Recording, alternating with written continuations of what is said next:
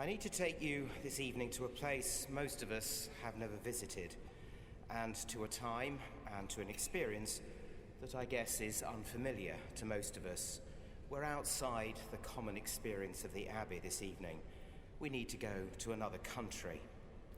In this sermon series on the Abbey statues of the 20th century martyrs, we need to go to China, to Yunnan, in the mountains of southwest China. We're near the border with Myanmar. That's where one of China's ethnic minority community lives, the Miao people. It's really unfamiliar territory, and it's not a story that's very easy to learn. There's not much written down, and we're in rough, contested country in pretty well every sense. In a long period of persecution, the Miao people had been driven into the Badlands, up into the mountains, and into near despair. 19th century Protestant missionaries reaching them used to say that hopelessness was their way of life.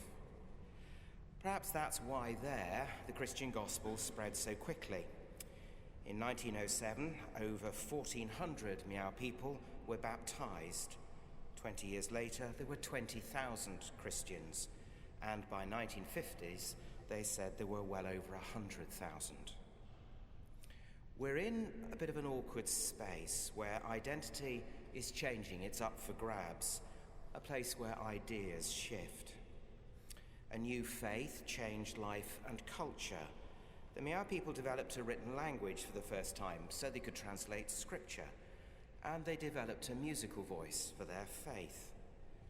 So Christianity was becoming local, but its teaching still spoke in the accents of foreign missionaries. This isn't a history lesson, and we're going to need to move quickly through that rather rough, contested country. Foreign missionaries were expelled by the communists in 1949, but Christian churches were not banned. In Yunnan, communists suddenly insisted that the Chinese were one nation, there were no divisions. Persecution was over, they said. That was true up to a point. New prejudices actually shouldered out old hatred. It was landlords who were suddenly denounced, and the party pressed for further revolution. It's in this endless push and pull that Wang Zhiming grew up. He was a teacher and an evangelist in a local church. When the foreign missionaries left, he became a leader in that church, and he was ordained. He became a priest. Wang Zhiming believed in the God revealed in Jesus Christ, and he also believed in a Chinese church, a local church. We know that in the early 1950s, he supported Communist Party policy. He signed up to something called the Three Self movement, which insisted that the church would never be an agent of foreign imperialism. Loyalty was being tested, and Wang Zhiming conformed. He went to Beijing, and he met Chairman Mao. That, however, was an accommodation that could only go so far.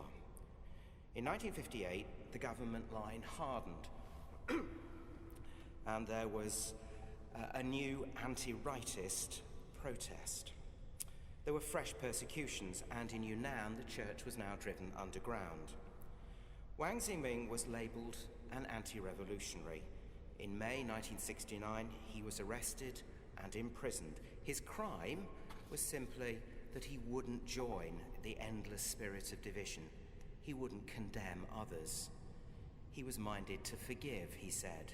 He sought reconciliation. He believed in life, not death.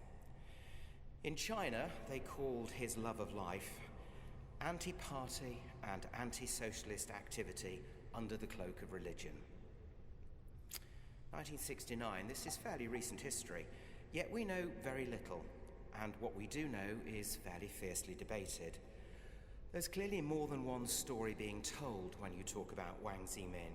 It seems he had an enemy, a local, a lapsed Christian who had joined the Red Guards, a man with a personal grudge, quick to denounce, quick to accuse. The big stories, the stories we tell about faith and martyrdom, are actually nearly always like this.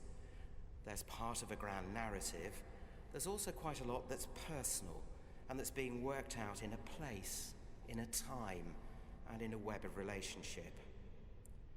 In such a place as that, Yunnan, at a time like that, Wang was sentenced to death. The day before the sentence was carried out, his family were finally permitted to see him. Freedom of expression was absolutely impossible at this point, and Wang chose his words very carefully. He admitted to his family that he had not been able to reform his thinking, and then said, "You should follow the words from above." Living in that place and in that time, he had heard something more. He knew something else, and he wanted others to listen. On the 29th of December 1973, Wang Zhiming was dragged before a mass rally of more than 10,000 people, and he was executed. He was shot. It was meant to frighten and subdue the Christian crowd. Instead, they rushed to the stand where the officials were seated, and they denounced them. For long years after Wang's death, religion, both Christian and Muslim, was suppressed. Only when Chairman Mao died was a greater tolerance made possible. And then the Sapashan church that Wang had cared for was rebuilt. And not far from his home, a tablet was inscribed and set up. They wrote this for Wang: "Learning from the shining example of Jesus Christ, glorifying God and bringing benefit to people was his life's work. He loved his country and was dedicated to the church, although he endured many storms."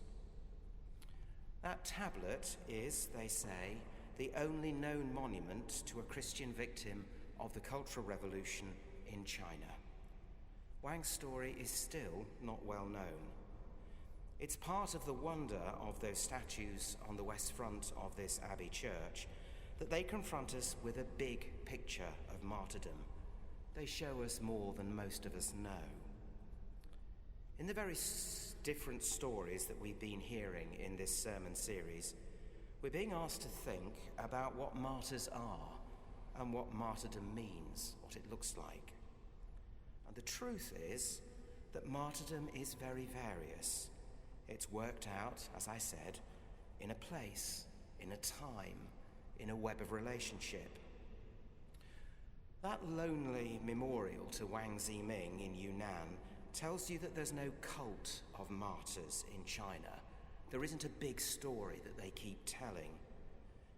They don't want to dwell on the defiance or bravery of witnesses facing persecution. They don't tell that story. To do it, to tell that story, might too easily make Wang the outsider, the one who refused to conform to the state. He could so easily become an evangelist for something foreign, the spokesperson for the faith that came over from England, a Christian who was not really Chinese. And that was never Wang's belief. We began this evening knowing that we needed to go somewhere unfamiliar, wrestle with things not known. And that's fundamentally part of what we have to understand if we would understand martyrdom. We have to get into unfamiliar detail, and at the same time, we have to look for the points of connection. The temptation, talking about martyrs, is to tell stories as though we're describing giants of the faith, mythical creatures, braver, bolder, better than us. But that's not why the martyrs matter. They're not that strange. They're not that peculiar. The martyrs are actually just like you and me, people who follow the man Jesus of Nazareth, living lives worked out in a place, in a time, in a web of relationships. In ordinary places across the world, a hospital chapel in Central America perhaps, or a motel in Memphis, or in the outskirts of a village in Papua New Guinea, the slow, steady consequences of a life lived in faith ends in a very mundane act of violence. These are people like us, our kin, They remind us that the world and our human lives are shot through with God's grace, and that all too often we don't see the glory and the gold. They just do it in other places and in their own way. Of course, our martyrs were men and women of courage, so shaped by truth that in the end they wouldn't deny it. They were all, like Wang, ultimately unable to reform their thinking.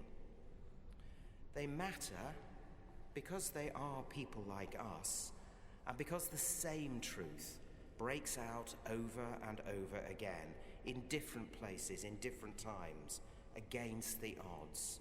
The eternal, ceaseless love of God, always and everywhere the same, drawing us in all our differences into the saving life of Christ. Martyrdom isn't a myth. It isn't for other people. It's the slow consequence of some accommodations and some acts of commitment mounting up until an identity is forged, named, known. It's the consequence for those who live in a time and a place and in a relationship who hear something else. Confronting martyrs, we confront the differences of time and place, things not known, and we see old familiar truths. So tonight, from a place few or none of us really knew, from a time of unfamiliar battles, and in a language that most of us do not know, we hear a voice speaking as it spoke to Wang Zhiming, and we find we know it, and it speaks to us. Amen.